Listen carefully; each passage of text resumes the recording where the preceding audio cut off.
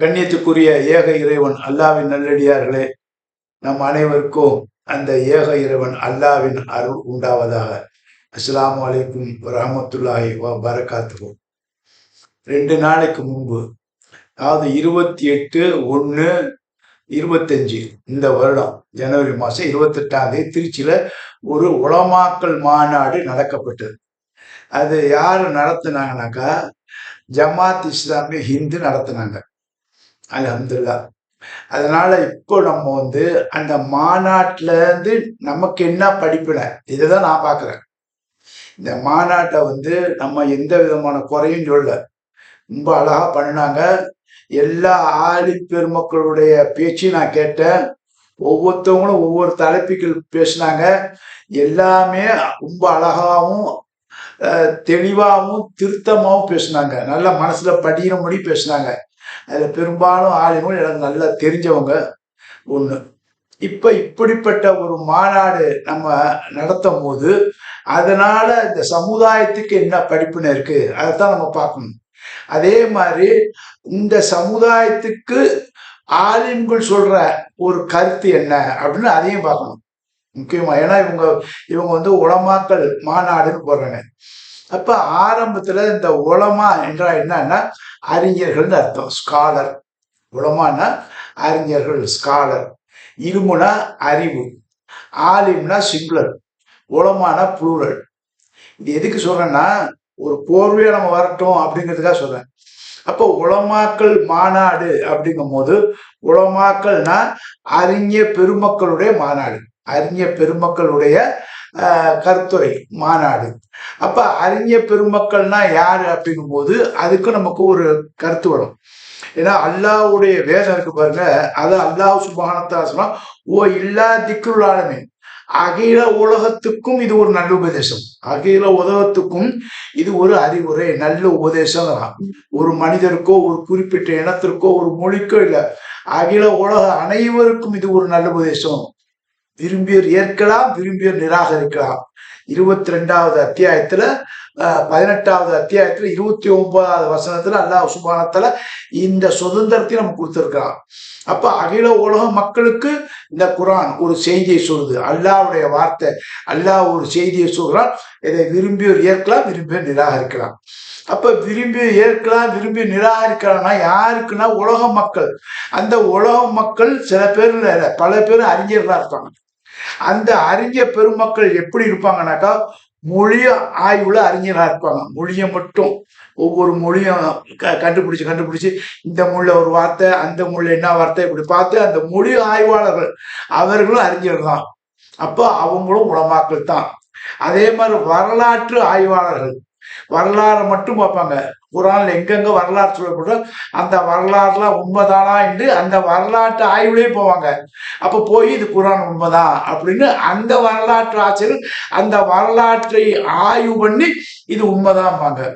அதே மாதிரி இலக்கணம், இலக்கியம், இலக்கியத்திலே உள்ளவங்க, அதுல அந்த அறிவு மேன்மையா உள்ளவங்க. அப்ப இந்த குர்ஆனை இலக்கியப்படிதான் பார்ப்பாங்க. ஒரு இலக்கியவாதி குர்ஆன் எப்படி பார்ப்பான்னா இலக்கியத்தை படிதான் படிப்பான். ஏன்னா அவன் நாலேஜ் இலக்கிய நாலேஜ் தான். அப்ப இந்த குர்ஆன் இலக்கியமா இருக்குதா அப்படின்னு பார்ப்பான். அப்படி இலக்கியத்திலே அவன் பார்க்கும்போது இது உயர்ந்த இலக்கியம் அப்படிங்கும் போது அவனுக்கு ஒரு சந்தோஷம் இருக்கும், அதுல அவன் ஐக்கியமாகலாம். அதே மாதிரி இலக்கணங்களும் இருக்குது. அது அல்லாஹ் சொல்றான், இந்த குர்ஆன் தெளிவான அரபி மொழியில கொடுத்துருக்காங்கண்ணா. இப்ப அந்த அரபி மொழி தெளிவான மொழினா அதுலாம் சாதாரண இல்லை, அந்த வார்த்தைகள்லாம் இலக்கண வார்த்தைகள்லாம் ரொம்ப ஸ்ட்ராங்கா இருக்கும்.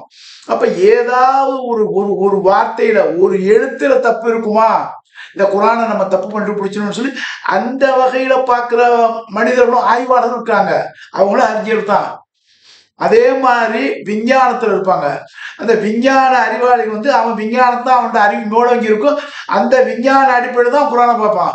அப்ப இந்த விஞ்ஞான அடிப்படையில பார்க்கும்போது இந்த பூமி எப்படி, இந்த வானம் எப்படி, இந்த குழந்தை எப்படி உருவாகுது, மனித உடல்பு, இதை எல்லாத்தையும் அவன் பார்க்கும்போது குர்ஆன்ல இருக்குதான்னு பார்ப்பான். அந்த ஆய்வாளர் குர்ஆனை படிச்சான்னா அந்த பிரெயின்ல தான் பார்ப்பான். குரான் பொய் சொல்லுது, குரான் உண்மை சொல்லுது அப்படின்னு அவன் அந்த அளவுக்கு தான் பார்ப்பான். அதே மாதிரி ஒரு கணிதத்தினுடைய பிரெயின் உள்ளவன் கணித கணிப்புல தான் குரானை பார்ப்பான். அப்போ ஒவ்வொரு ஆலிம்களும், ஒவ்வொரு அறிஞர் பெருமக்களும், ஒவ்வொரு ஸ்காலரும் எந்த ஆய்வுல அவங்க எந்த அறிவுல இருக்காங்களோ அந்த அறிவை கொண்டுதான் அவர்கள் ஆய்வு செய்வார்கள்.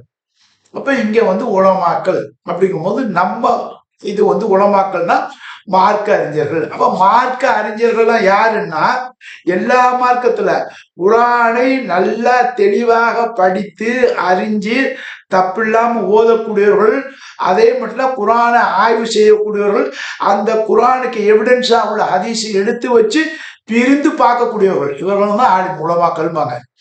உலமாக்கள்னா அந்த இதில் படிச்சு மார்க்க அறிவு பெற்றிருக்கணும். அந்த குரான்ல மார்க்க அறிவு பெற்றவங்கள அவங்களாம் உலமாக்கல் அப்படின்னு நம்ம சொல்றோம்.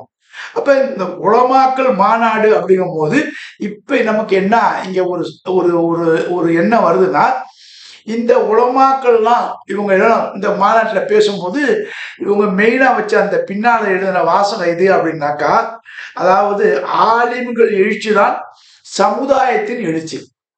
ஆலிம்கள், இந்த அறிஞர் பெருமக்கள், எந்த அறிஞர் பெருமக்கள் குரானை முழுக்க படித்தவங்க, குரானுக்கு எவிடன்ஸா கொடுக்க ஹதீஸை படித்தவங்க, நல்ல ஆய்வாளர்கள், சிந்தனையாளர்கள், இலக்கணம், அரபு இலக்கணம் இலக்கியம் தெரிஞ்சவர்கள், அதுலேயும் தமிழ்லையும் நல்ல இலக்கணம் இலக்கியம் தெரிஞ்சவங்க, இப்படிப்பட்டவர்கள் தான் மார்க்க அறிஞர்கள். எல்லாரையும் மார்க்க அறிஞர் சொல்லலாம், ஆனா இருப்பினும் இந்த ஆய்வாளர்கள் தான் இந்த உலமாக்கள் பட்டியல மெயினா நிற்பாங்க.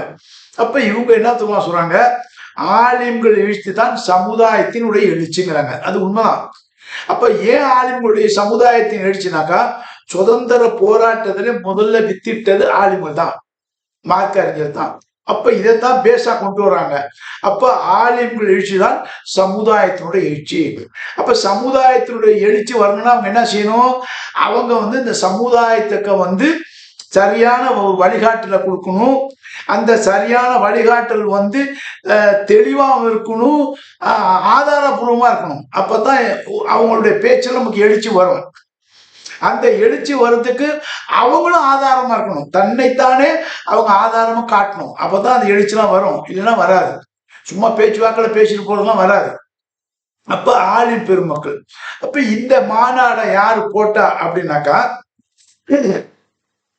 ஜமாத் இஸ்லாமிய ஹிந்து அவங்க தான் போட்டிருக்காங்க.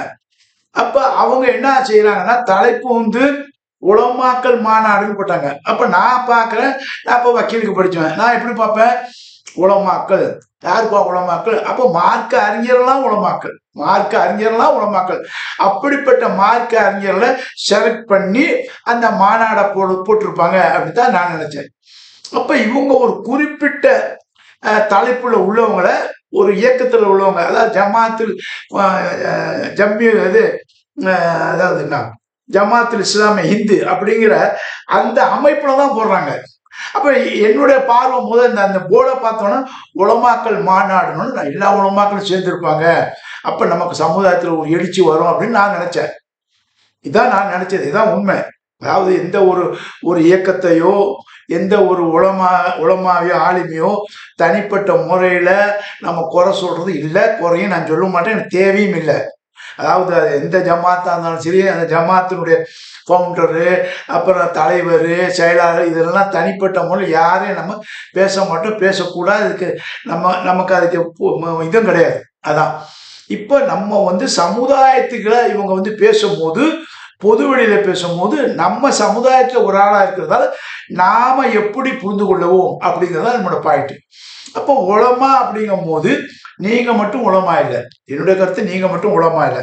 அப்ப நான் நினைச்சது என்னன்னா, அந்த சபையில அந்த மேடையில இத்தனை பேர் உட்கார்ந்துருப்பாங்கன்னு நினைச்சேன். யாரு இப்போ உலமா சபைன்னாக்கா நம்ம கிட்ட இருக்குது சுன்னத்து ஜமாத் உலமா அப்படின்னா, அந்த ஜமாத்துல் உலமால யாராவது வந்தாங்கன்னாக்கா எனக்கு வரல, அவங்க வரணும் ஜமாத்துல் உலமா.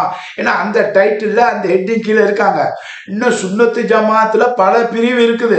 அப்ப பல பிரிவு இருந்தாலும் பல பிரிவுல ஒத்தவங்களையும் அந்த பிரிவுல உள்ளவங்க இவரை கூட்டிட்டு போங்கன்னு கொடுக்கணும். அப்ப அந்த பிரிவுல ஒவ்வொரு பிரிவுலையும் ஒரு பேரோ ரெண்டு பேரோ அந்த இடத்துல உட்கார்ந்தாதான் அந்த உலமாக்கள்ல சரியா வருவாங்க, அந்த ஹெட்டிங்க்கு தலைப்புக்கு சரியா பொருத்தமா இருக்கும். அப்ப ஜமாத் உலமாங்கிறது சுன்னத்து ஜமாத்து வந்து தனியா ஜமாத் உலமான்னு வச்சிருக்காங்க. அவங்க தலைவர்லாம் உங்களுக்கு தெரியும், நம்ம மந்தவடிவம் தான் செயலாளர் நினைக்கிறேன், ரியாஜி.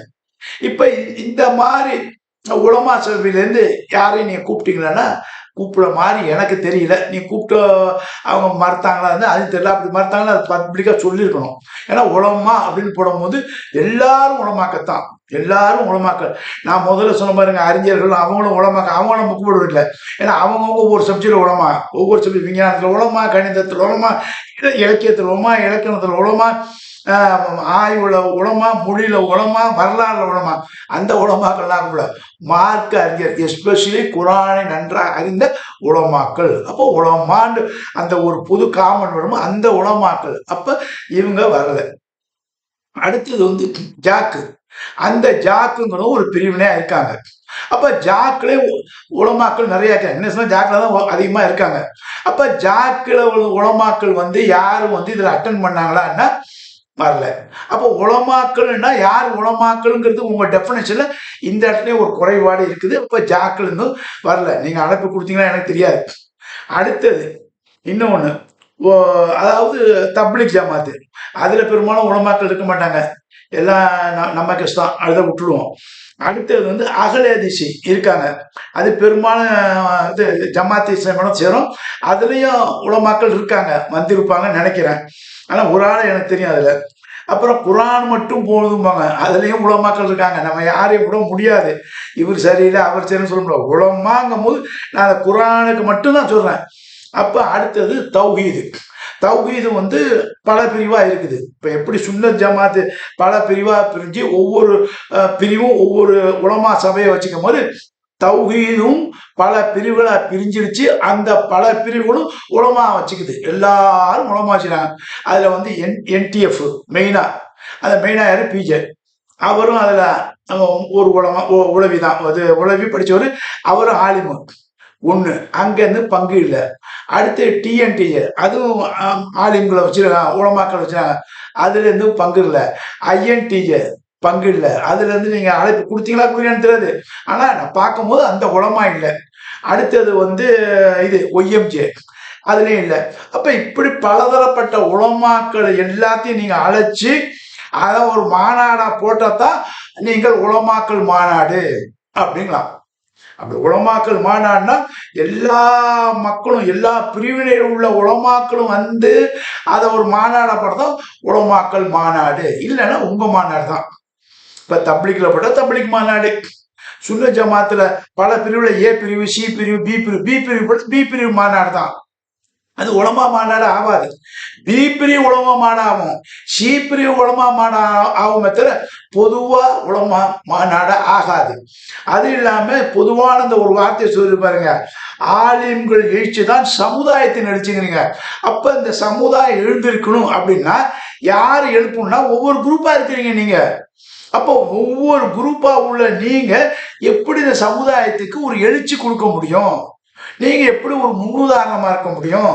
அல்லாஹ் சொல்றான், இந்த குர்ஆன் அகில உள்ள மக்களுக்கு ஒரு உபதேசங்கிறான்.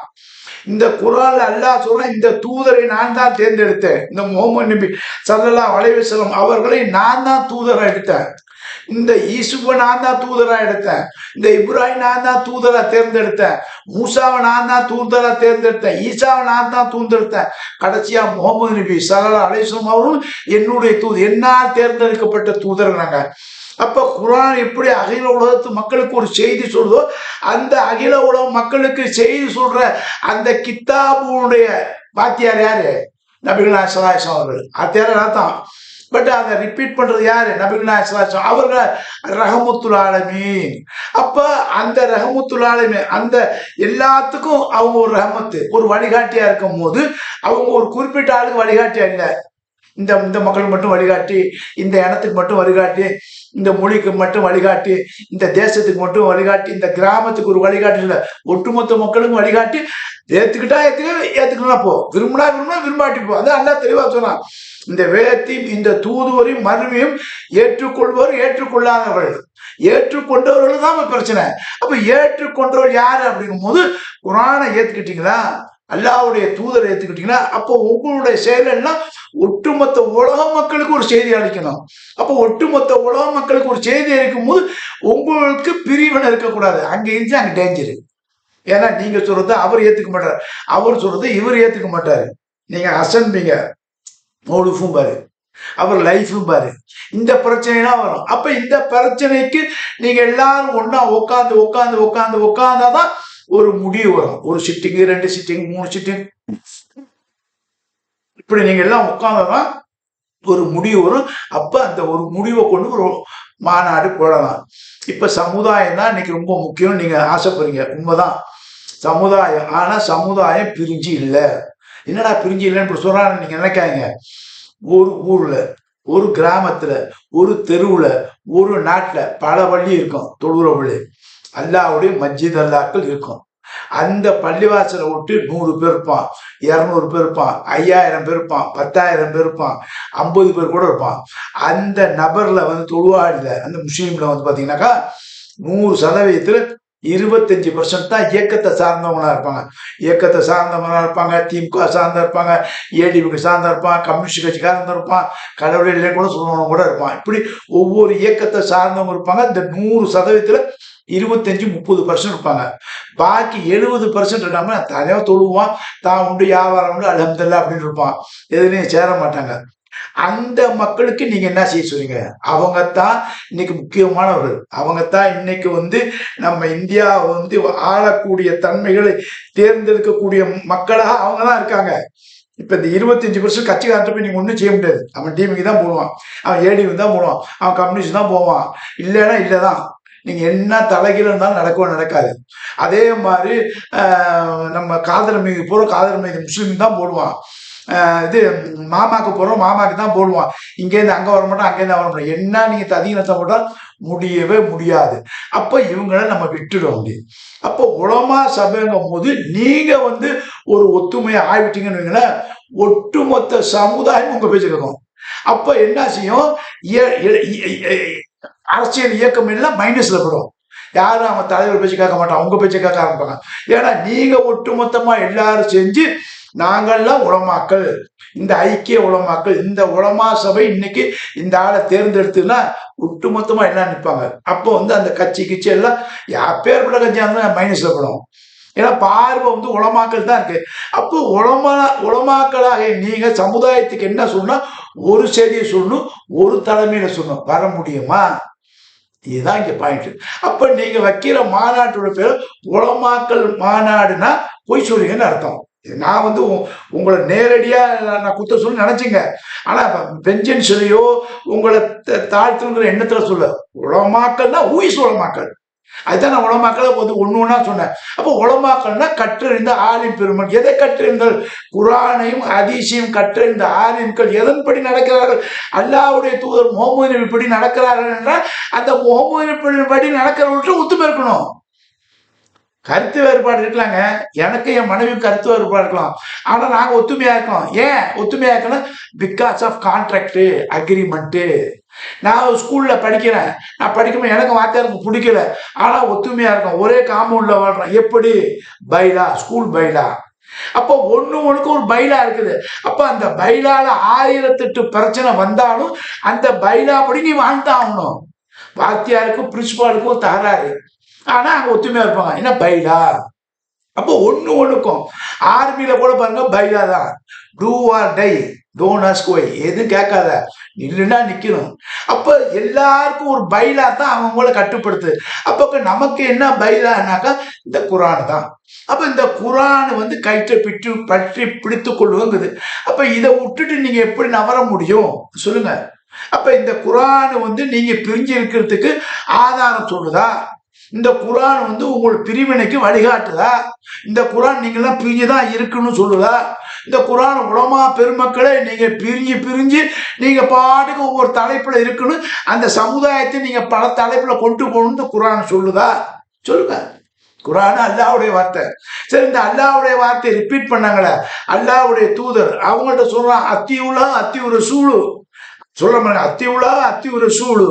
இப்ப சொல்ல மாட்டாங்க அக்கீமு சலாத்த, பள்ளியாச சொல்லும்போது அல்லாஹ் சொல்லுவான் அக்கீமு சலாத்த ஆத்து ஜக்காத்த அத்தியுர சூழு அல்லக்கும் துருஹும்ங்கிறான்.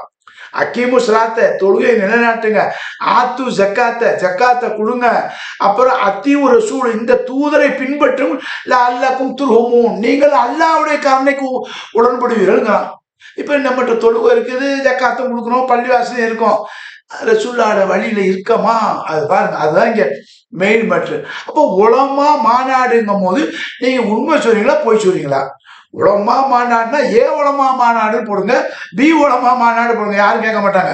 ஆனா காமனா போட்டீங்கன்னாக்கா உங்க பைலா என்ன சொல்லுது, தனியா உங்க பைலா வைக்க முடியாது. உங்க பைலா உங்களுக்கு வச்சு அப்ப இதுக்கு ஒரு பைலா வச்சிருப்பாங்க, டிஎன்டிக்கு ஒரு பைலா வச்சிருப்பாங்க, என்டிஜிக்கு ஒரு பைலா வச்சிருப்பாங்க, முஸ்லீமுக்கு ஒரு பைலா வச்சிருப்பாங்க, அது வேற. இங்க உலமா மாநாடுங்கும் போது அந்த பைலா குரான் தான்.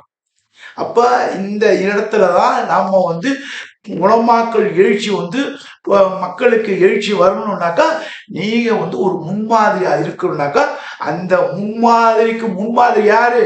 நபிகள் நாயகம் ஸல்லல்லாஹு அலைஹி வஸல்லம். அதான் மாநாடுல ஒரு ஆலிம் இருந்த சொல்லி காட்டினாரு, அல் உலமா வருஷத்துல் அம்பியா. இது நான் படிச்சிருக்கேன். நான் படிச்சேன்னா நான் அரபுல இருந்து படிக்கிறேன், எல்லாம் நீங்க தமிழாக்கம் பண்ணி பின்னால் வச்சுக்கிறேன், எல்லா கிதாபும் வச்சுக்கிறேன், 23 டிரான்ஸ்லேஷன் வச்சுக்கிறேன், அரபு தமிழாக்க டிரான்ஸ்லேஷன் எல்லா ஆலிம்களும் வச்சுக்கிறேன். ஒன்று உள்ள எதா இருந்தாலும் ரெஃபரன்ஸ் பண்ண. அதே மாதிரி 7 தப்சீர் வச்சுக்கிறார். அப்ப 7 தப்சீர்ல ஒரு வார்த்தைக்கு இவர் என்ன போட்டாரு, அவர் என்ன போட்டாரு, அவர் என்ன போட்டாரு தான் நான் பார்ப்பேன். அப்ப அந்த உலமாங்கிறது யாரு அப்படின்னு தான் நான் பார்த்தேன், இந்த கூட்டுகளை பார்த்தேன், எல்லாத்தையும் பார்த்தேன். அப்ப நம்ம செய்கள் உலமாக்கு வித்தியாசமா இருக்குது. அப்ப நீங்க உலமாக்கலாம் என்ன உலமா சொல்லுங்க? விஞ்ஞானி உலமா அந்த உலமா சொல்ல முடியாது. மார்க்கம்ங்கிறது என்ன? குரான் தான். அப்ப அந்த எவிடன்ஸ் ஹதீஸ் தான். அப்ப இதுல நீங்க நினைச்சிருந்தீங்கன்னாக்கா நீங்க ஜாயிண்டா தான் இருக்கணும், இல்லைன்னா முடியாது. அப்போ உங்களுக்கு வழிகாட்டினா உஸ்வத்துன் ஹஸனா நபிகள் நாயகம் ஸல்லல்லாஹு அலைஹி வஸல்லம். அந்த நபிகள் நாயகம் ஸல்லல்லாஹு அலைஹி வஸல்லம் அவர்களோட பேரை சொல்றீங்க, நபிகள் நாயகம் ஸல்லல்லாஹு அலைஹி வஸல்லம் அவர்கள், கண்மணி நாயகம் ஸல்லல்லாஹு அலைஹி வஸல்லம் எல்லாம் சொல்றீங்க. சொன்ன உடனே அல்லாஹ் ஒரே அடி அடிக்கிறான். யாரை பார்த்து? உங்களை பார்த்தா அடிக்கிறான், எங்களை பார்த்து சொல்ல. உலமாக்களாகிய உங்களை பார்த்து அல்லாஹ் சொல்றான், யார் இந்த சமுதாயத்தை பிரிக்கிறார்களோ, நல்லா கவனிங்க, யார் இந்த சமுதாயத்தை பிரிக்கிறார், நான் தப்பு சொன்னா அல்லாட்ட மன்னிப்பு, உங்கள்கிட்ட கூட மன்னிப்பு கட்டுவேன், நான் மன்னிச்சுங்கன்னு. ஆனா இதையும் மறக்க மாட்டேன். எஸ்னா எஸ், தப்பா சொன்னா சந்தோஷமா ஏத்துக்குவேன். இதுல ஒன்றும் வரட்டு கௌரவம் நமக்கு கிடையாது. ஆனா வரட்டு கௌரவம் இருக்கிறதுக்கு நமக்கு தகுதியும் உண்டு. ஏன்னா ஏன் படிப்பு அப்படி கொடுங்க. இப்ப நான் பாயிண்ட் என்ன பாயிண்ட்னா, அல்லாஹ்வுடைய தூதர் தான் உங்களுக்கு வழிகாட்டும் சொல்றான். அல்லாஹ் பார்த்து உங்களை சொல்றான், உலமா பெருமக்களே, ஆலிம் பெருமக்களே, உங்களை பார்த்து சொல்றான். 6வது அத்தியாயம் 159வது வசனம், 6வது அத்தியாயம் கால்நடைகள், அதான் நினைக்கிறேன். அந்த கால்நடை அத்தியாயத்தில் 159வது வசனத்தை சொல்றான், யாரெல்லாம் இந்த சமுதாயத்தை பிரிக்கிறார்களோ, நீங்க சமுதாயத்துக்கு பாடுபடுறேன் அந்த சமுதாயத்தை வச்சு அல்லாஹ் சொல்றான், யார் இந்த சமுதாயத்தை பிரிக்கிறார்களோ, ஒரு முடியளவோட பிரிக்க முடியாது, பிரிக்கிறார்களோ, எந்த டைரக்ஷன்ல, எந்த ஆங்கிள், எந்த கோணத்தை கூட நீங்க பிரிக்க முடியாது. பிரிச்சிங்கன்னா அல்லாஹ் சொல்றான், என்னுடைய முகமது, நான் தேர்ந்தெடுத்த இந்த முகமது நபி ஸல்லல்லாஹு அலைஹி வஸல்லம் அவர்களுக்கு உங்களுக்கு அவருக்கு தொடர்பு இல்லைங்க தெளிவா சொன்னான். இது 6:109க்கு இன்னைக்கு நான் உங்கள்கிட்ட கேட்கிறேன், எனக்கு அறிவு கம்மி தான், நீங்க கொடுத்த புத்தகத்தை வச்சு நான் பேசுறேன். 6:159 எந்த உலமா இருந்தாலும் சரி, இதுக்கு நீங்க தஃப்சீர் விளக்கம் சொல்லிடுங்க, அரபு வாசல் தமிழ் சொல்லிடுங்க, இதுல கிளியரா சொல்லிடுங்க, நான் அப்படி சரண்டர் ஆகுது. 6வது அத்தியாயம் 159 சொல்றான். உலமாக்களை பார்த்தா சொல்றான், ஆலிம்களை பார்த்து சொல்றான். எந்த ஆலிம்கள் அப்படின்னா, காஷ்மி போறீங்களா, டிகிரி அமீஜோர் பிஏ பில்னு போறீங்களா, அதே மாதிரி காஷ்மீர் போறீங்க, மகனரின்னு போடுறீங்க, மதனின்னு போடுறீங்க, பாக்கவின்னு போறீங்க, ரஷாதின்னு போறீங்க, அதாயின்னு போறீங்க, அப்புறம் மம்பைன்னு போறீங்க, உளவின்னு போறீங்க, அத்தனை பேரையும் கூப்பிடுறான். அத்தனை பேருக்கு தான் இங்க அல்லாஹ் வைக்கிற ஆப்பு. புரியுதா உங்களுக்கு? இதான் நம்ம விளையாட்டா நம்ம பேச முடியாது. நீங்க விளையாட்டை எடுத்தாலும் இந்த சமுதாயம் இனி உங்களை விடாது. ஏன்னா உங்களை கொண்டுதான் எழுச்சி இருக்கும்போது எழுச்சியா இருக்கிற ஆளு நீங்க எப்படி இருக்கணும்? எங்களுக்கு எழுச்சியா இருக்கணும். எங்களுக்கு நீங்க வந்து ஊட்டத்தை கொடுக்கணும்.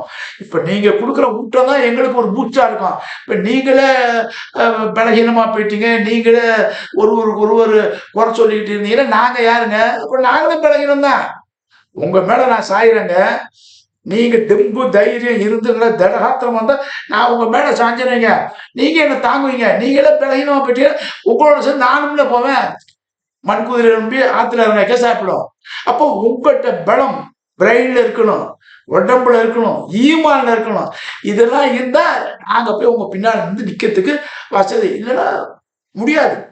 எந்த சஹாபாக்களை நீங்க எடுத்து பேசுறீங்களோ, எந்த இமாம்களை எடுத்து பேசுறீங்களோ, அந்த ஒருவர் தனியா வரணும். அவர் தான் வெற்றியை கொடுத்தார். இந்த சமுதாயம் ஒவ்வொரு வருடத்திற்கும் ஒவ்வொரு மார்க்க அறிஞர்கள் வந்து இந்த சமுதாயம் தொய்யடையும் போது தூக்கி நிறுத்தினார்கள். நீங்க மாநாட்டில் பேசுனீங்களே, இந்த சமுதாயத்துக்கு நீங்க அனைவரும் தூக்கி நிறுத்துங்க. இதைத்தான் நாங்க கேட்கிறோம். அப்போ உங்கள்கிட்ட ஒத்துமை இல்லைங்கும் போது 659க்கு நீங்க விளக்க உரையா எப்படி இருக்கிறீங்கிறத நீங்க சொல்லுங்க. அப்போ உடனடியா ஒத்துமையாயிடுங்க. இல்ல வேற இன்னும் சொல்ல போனா எனக்கு இன்னும் நிறைய அதிசயம் எடுத்து வச்சிருக்கேன். பேசினா டைம் ஆகும். ஆனா குற்றவாளி கூண்டுல வந்து யார் நிப்பானா நீங்க தான் நிற்பீங்க. அல்லாஹ் என்ன சொல்ற, நபியே உண்மை நிறுத்துவேன். ரசூல் ஸல்லல்லாஹு அந்த வசனத்தை ஓதும் போது ஓதி காட்டுவாங்க ஒருத்தவங்க, நீங்க தான் சொன்னீங்க. அப்ப ரசூல்லா நிறுத்துப்பான்னு அழுவாங்க. ஏன்னா ஒட்டுமொத்த சமுதாயமும் என் பின்னால நிற்கும், அல்லாஹ் என்ன கேள்வி கேட்பான் அப்படிங்கிறாங்களே ரசூல்லா. அப்ப நீங்க யாருங்க?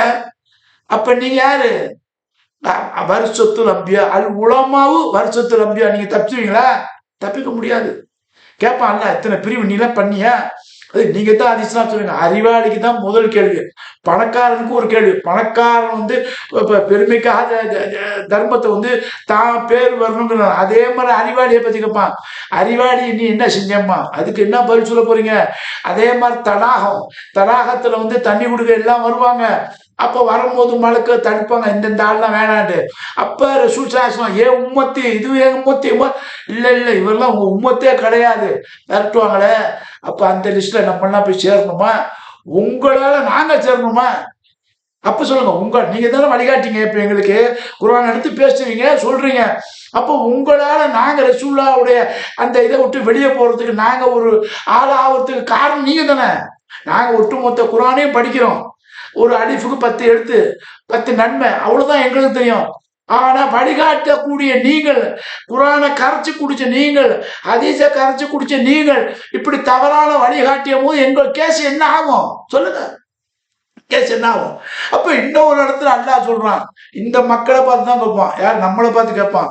அப்ப கேட்கும் போது எனக்கு ஒரு பனிஷ்மெண்ட், ஒரு தவறான ஒரு வழிகாட்டுறதை நீங்க காட்டிட்டீங்கன்னாக்கா, அந்த தவறான வழிகாட்டுற எனக்கு ஒரு நரகம், எனக்கு ஒரு வேதனை வந்தா என்ன சொல்லுவான்? யாருல இந்த ஆள் தான், இவர் தான் காரணம். நான் இங்க வர்றதுக்கு இந்த பனிஷ்மெண்ட், அல்லாஹ்வுடைய பனிஷ்மெண்ட் யார் காரணம்னா அல் உலமா வருஷத்துல் அம்பியா. இந்த உலமாக்கள் தான் காரணம். இந்த உலமா என் ஏரியா பார்த்து நான் சொல்லுவேன், என்னுடைய ஏரியா இந்த உலமா, இவரை பார்த்து தான் சொல்லுவேன். இல்ல என்னுடைய இயக்கத்தில் உள்ள உலமா, இவரை தான் சொல்லுவேன். இந்த இயக்கத்தினுடைய உலமா இவர் தான் அந்த பள்ளியில தொழுவானாண்டாரு, அவர் தான் இந்த பள்ளியில தொழுவானா, அவர் தான் இவரை காண சொன்னாரு, இவர் தான் இவரை வழி தவறு என்றாரு. இப்படி ஒவ்வொருத்தரும் இருக்கும் போது நான் எந்த வழியில இருக்குன்னு எனக்கு தெரியாம தவறான வழியில இருந்து பனிஷ்மெண்ட்டுக்கு அல்ல நான் வந்ததுக்கு காரணம் இவர் தான். ஆகவே உலமா மார்க் அறிஞருக்கு 2 பங்கு பனிஷ்மெண்ட் கொடு அல்லா சொல்றான். பயமாக்குது. இந்த அத்தியாயத்துல பார்க்கும்போது நமக்கே கண்ணில் தண்ணி வர மாதிரி இருக்குது. அல்லா காப்பாற்றும். ஏன்டா இந்த குர்ஆனை வந்து நம்ம ரொம்ப படிக்கணுமோங்கிற மாதிரி தான் நமக்கு சும்மா சாதாரண போயிட்டு இருக்கலாம். ரொம்ப படிச்சா கூடுதல் பயம் வருது. அப்ப கூடுதல் பயம் எங்களோட உங்களுக்கு தான் இருக்கணும். அப்ப என்ன சொன்னால, இவருக்கு 2 பங்கு தண்டனை கொடு. இன்னும் சொல்லும் போது ரொம்ப பயமாக்குது. அது அடுத்த ஆயத்தெல்லாம் வருஷலாம் இருக்கேன், அது சொல்றது கூட எனக்கு யோசனையாக்குது. ஏன்னா அப்ப நீங்க நினைப்பீங்க என்ன இருப்போம், இவன் என்ன நம்ம தனிப்பட்ட முறை, யாரையும் தனிப்பட்ட முறை தகலை, யார் பேரையும் சொல்லல, எந்த இயக்கத்து பேரையும் சொல்ல, எனக்கு எந்த இயக்கமும் தேவையும் இல்லை. எல்லா இயக்கமும் ஒன்னா முஸ்லீம்னு வந்தாதான் நீங்க வந்து அல் வருஷத்துல அம்பியா, அல் உலமா வருஷத்துல அம்பியா, நீங்க தான் எங்களுக்கு வாரிசா, நபிமார்களுக்கு வாரிசா ஆக முடியும். இல்லைன்னா வாரிசு தொத்திக்கிட்டு தான் நிற்கும். அப்போ தொத்தி அடிக்கும்போது உங்க பின்னால் வந்து நாங்களும் தொத்துவோம். நாங்கள் ஒரு கும்பலை தொத்துவோம், இவர் ஒரு ஆளின் பின்னால் தொத்துவாரு, அவர் ஒரு பக்கம் தொத்துவாரு, இவர் ஒரு பக்கம் தொத்துவார். இவர் சொல்றதான் ரைட்டுன்னு அவன் வைப்பான், அவர் சொல்ற ரைட் தான் இவர் கேட்பாரு, இவர் சொல்ற ரைட் தான் இவர் கேட்பாரு. இப்ப இவங்களுக்குள்ளேயே பிரச்சனை. உங்களுக்குள்ள பிரச்சனை ஒண்ணு இருக்கா, உங்களை சார்ந்த இஸ்லாமியர்களுக்கும் எப்படி இருப்பாங்கன்னா தொத்திக்கிட்டு தான் இருப்பாங்க, எல்லா பிரச்சனையும் தான் இருப்பாங்க. இப்ப நம்மளே ஒண்ணு இல்லை, ஒரு ஊருக்கு போங்க, பள்ளியாசலுக்கு போங்க, அந்த பள்ளியாசல் தொழுவாத சரி இல்லைங்க, இந்த பள்ளியாசல் என்ன எல்லாம் அல்லாவோட பள்ளி தானப்பா, அந்த பள்ளியாசலோட குரான் தான் இருக்குது. அங்க என்ன வேற இருக்கு, குரான் இருக்குது, மைக்கு இருக்குது, பாய்க்குது, வேற என்னங்க இருக்குங்க. அங்க போவாத, அங்க போகாதங்கிறீங்க, அங்க போகாதங்க, இவங்க அங்க போகாதங்கிறான், இவங்க அங்க இந்த தொழுவ கூடாதுங்கிறான், அது கூடாது இது கூடாதுன்னா இதெல்லாம் யாரால வர்றது, உங்களை மாதிரி உலமாக்களால் தான் வருது. ஆக வைத்த அல்லாஹ் சுப்ஹானஹு நம்ம சொல்லும் போது கூட இந்த சமுதாயத்தை பார்த்தோம்னா கண்ணியத்துக்குரிய ஆலிம்களே, நான் பேசுவேன் கூட அப்படிதான் பேசுவேன், கண்ணியத்துக்குரிய அல்லாஹ்வின் நல்லடியார்களே. ஏன் கண்ணியத்துக்குரிய அல்லாஹ்வின் நல்லடியார்னு, இந்த வார்த்தை வந்து கண்ணியம் வந்து அல்லாஹ்வுக்கு தான் சொந்தம், அல்லாஹ்வுக்கு தான் உரியதுங்கிறான். அந்த வசனத்துல அல்லாஹ் சொல்றான், இந்த கண்ணியம் என்பது அல்லாஹ்வுக்கு உரியது, அடுத்த உரியது அல்லாஹ்வுடைய தூதர்களுக்கு உரியது, உரியது. அந்த தூதரை யார் பின்பற்றுகிறார்களோ அவர்களுக்குரியது. ஆகவே பின்பற்றக்கூடிய தூதரையும் அந்த தூதர் சொன்ன அந்த குரானையும் அந்த குரான் அந்த அல்லாஹ்வுடைய தூதர்கள் சொல்லுகின்ற வழிபாட்டிலும் அந்த தூதரை தேர்ந்தெடுத்து அல்லாஹ்வையும் யார் நம்புகிறார்களோ, மறுமையும் நம்புகிறார்கள், ஜட்ஜ்மெண்ட் நம்புகிறார்களோ அவர்களுக்கு தான் பரக்கத்து. இவ்வளவு இது இருக்கும்போது நமக்கு ரொம்ப மனசு இதா இருக்கு. அவை நீங்க மாநாடு போட்டீங்க, அல்ஹம்துலில்லாஹ், அது ஒரு சிறப்புக்குரிய மாநாடு. அதுல நான் ஒன்றும் குறை சொல்ல, என்னோட குறையெல்லாம் என்னோட ஆதங்கம்லாம் என்னன்னா, இந்த சமுதாய ஆதங்கம் தான் எனக்கு. இந்த சமுதாயத்தை கேளுங்க, அந்த மாநாட்டுல எல்லா உலமாக்களும் வந்து உட்கார்ந்தாங்கன்னா இந்த சமுதாயம் சந்தோஷப்பட்டிருக்குமா இல்லையா, அதான் கேள்வி. இந்த சமுதாயம் எழுச்சி பெற்றுமா இல்லையா இருக்கும். அப்ப உங்களோட எழுச்சி வந்து உங்க குரூப்புக்கு தான் எழுச்சி, உங்க தொண்டர்களுக்கு இவங்களுக்கு தான் எழுச்சி. இப்ப நம்ம சொல்றோம்ல, அந்த கட்சிக்காரரு இந்த கட்சிக்காரரு அதை பத்தி பேசுறோம், நடிகரை பத்தி பேசுறோம், அப்படிலாம் பேசுறோமா, உங்களை பத்தி பேசும்போது அதே மாதிரி தான் இருக்கீங்க. உங்களுக்குன்னு ஒரு குரூப்பு, இவங்களுக்கு ஒரு குரூப்பு. இவங்களை பள்ளியாசை கட்டும் போது கூட அல்லாவோட அப்படின்னு கேட்க மாட்டேங்க, நமக்குன்னு ஒரு பள்ளி கட்டணுங்கிறீங்க. பேசும்போது பாருங்க, இதெல்லாம் வருது, வார்த்தையில பேச தோன்ற தூரம் வர்ற மாதிரி ஆகி, நமக்குன்னு ஒரு பள்ளி கட்டுதுங்கிறீங்க. அங்கே வரீங்க, பிரிஞ்சு போறீங்க, ஒன்றுல பிரியுறீங்க, சுன்ன ஜமாத்துலேருந்து பிரியுறீங்க. அப்போ சுன்ன ஜமாத்தே வர்றான், வரும்போது இல்லைங்க நமக்குன்னு ஒரு பள்ளி கட்டுங்கிறான். அல்லாஹ்வுக்குங்கிற வழியே வாயை விட்டுடுச்சு. அப்போ தௌஹீத்ல பிரிகிறான். அவன் என்ன சொல்றான், நமக்குன்னு ஒரு மர்க்கஸ் சொல்லுங்க, நமக்குன்னு ஒரு பள்ளி வேணும். உனக்கு ஏன் பள்ளி, உனக்கு ஏன் மர்க்கஸ்? அல்லாஹ்வுடைய வாய் வரமாட்டேங்குது. இது நான் சொல்லல, நான் எல்லாத்தையும் பழகுறேன், எல்லாரும் சொல்றேன். ஆகவே இந்த மாநாடு நமக்கு கொடுக்கக்கூடிய பாடம் என்ன அப்படின்னாக்கா, நீங்க தீர்வு சொன்னீங்க பாருங்க, அந்த மாநாட்டில் வந்து தீர்மானம் நிறைவேற்றல, அதுல வந்து சமுதாய தீர்மானம், ஒரே தீர்மானம், ஆளின் பெருமக்களே, யாரு மாநாடு போட்டாலும் எல்லா உலமாக்களும் சேர்ந்து போட்டாதான் அது மாநாடு.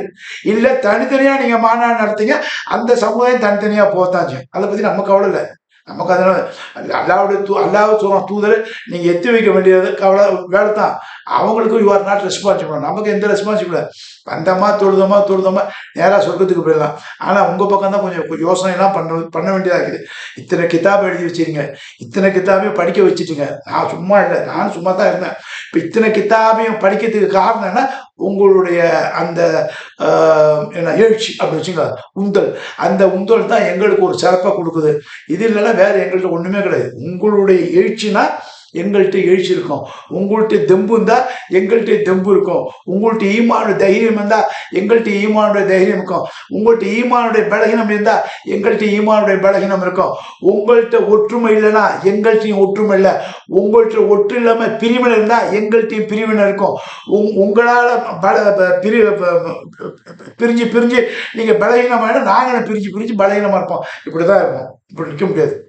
புரியுதா? ஆகையினால ஒத்துமையாகிறதுக்கு வழியை பாருங்க, அதில் தான் வெற்றி இருக்குது. அப்படி வெற்றி அடைச்சுதான் இந்த ராஜ்யமே நம்ம கையில வரும். அல்லாஹ் சுப்ஹானஹு வ தஆலா அந்த அளவுக்கு நமக்கு ஒரு கேரண்டி சொல்லலாம்.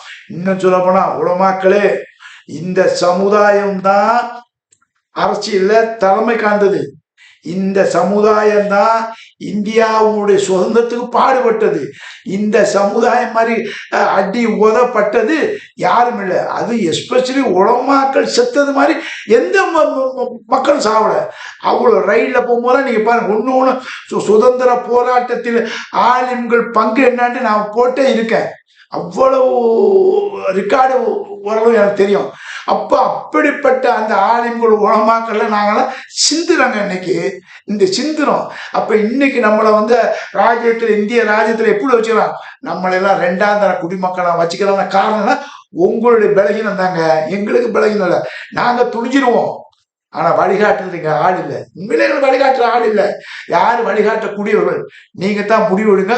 முடிவு உங்க கையில தான் இருக்குது. சும்மா அல்லா எங்களுக்கு உதவி செய்வோம், அல்லா ஆல்ரெடி எல்லா உதவி செய்யணும், அல்லா எல்லா கிதாபையும் கொடுத்துறான், ரசூல்மாரையும் கொடுத்தான், நபிமாரையும் கொடுத்துறான். இனி எல்லாத்துக்கும் கொடுக்கலாம். நம்ம முயற்சி பண்ணணும்.